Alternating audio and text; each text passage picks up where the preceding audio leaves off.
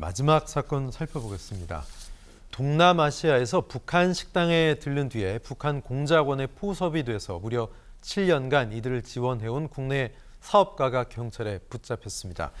자, 어떻게 7년 동안 이럴 수가 있을까요?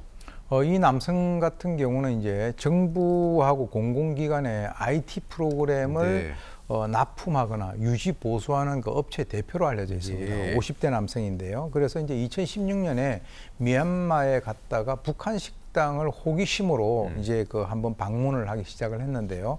실제로 이제 뭐 통상 이 북한 식당 같은 경우는 음식만 파는 것이 아니라 거기에 있는 여자 종업원들이 나와가지고 뭐 공연을 하고 하는 이런 것이고요. 지금 알려져 있기로는 그 북한에 있는 정찰총국에서 이것을 갖다 관리하고 있는 것으로 알려졌는데 거기에 한 여성을 만나게 됩니다. 그런데 이제 이 여성이 북한의 정찰총국 소속에다가 거기에 그 부사장을 하고 있었다라고 하는데요. 실제로 2018년부터 위챗이라고 하는 그 앱을 통해서 연락망을 구축을 하고요. 그리고 이제 미얀마, 라오스, 중국 이 여성이 가는 곳을 따라다니면서 7년 동안 북한 사람들과 이제 접촉을 계속을 했는데 특히 이제 이 여성과 친분이 쌓이는데 이 그 밖에 나와 있는 여자 종업원들 같은 경우는 그 북한에 충성 자금을 보내게 돼 있는데 그걸 좀 도와달라라고 해서 한 1,800불 정도를 그 건네고 북한 식당 운영에 필요한 여러 가지 어떤 그 의류라든가 악기, 향정신성 의약품 약 2천여만 원치를 갖다가 준 그런 혐의로 지금 국가보안법 위반으로 현재 지금 그 출국 금지된 상태입니다. 네, 근데 얼핏 보면 이제 북한 식당들이 무슨 외화벌이의 수단으로 이용이 된다 이런 보도들 많이 있었잖아요. 근데 1,800달러면은 우리 돈으로 뭐 굉장히 큰 그런 거액은 아닌데 글쎄요, 왜 이런 것들 이렇게 7년 동안 꾸준히 했는지 모르겠습니다.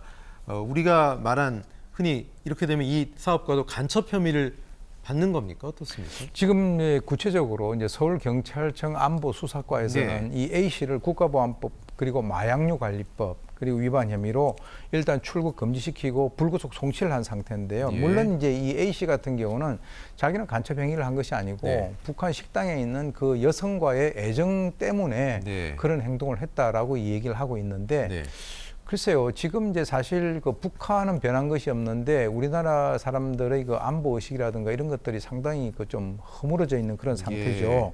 그래서 실제로 이제 북한 공작원과 접촉을 해가지고 편의를 제공한 혐의를 갖다 현재 받고 있고요. 뭐 다시 말해서 결과적으로 북한의 미인계에 걸려가지고 반국가 행위를 갖다가 한 것이 아니겠습니까? 그래서 사실 해외에서 북한 식당에 가는 것 자체에 대해서는 뭐 커다란 뭐 식사만 하고 뭐 문제점이 없지만 거기에 가서 이런 행동을 갖다 하게 되면 결국 본인이 자기 발목을 자기가 걸어서 낭패를 당할 수 있는 그런 상황이 된다라고 하는 것을 명심할 필요가 있는 것 같습니다. 예, 뭐 이분은 간첩 혐의에 대해서 뭐 아니라고 하지만 어쨌든 공작원에서 포섭된 거나 다름이 없는 반국가행위나 다름없는 그런 거라고 보시는군요. 그렇습니다. 예, 알겠습니다. 말씀 여기까지 듣겠습니다.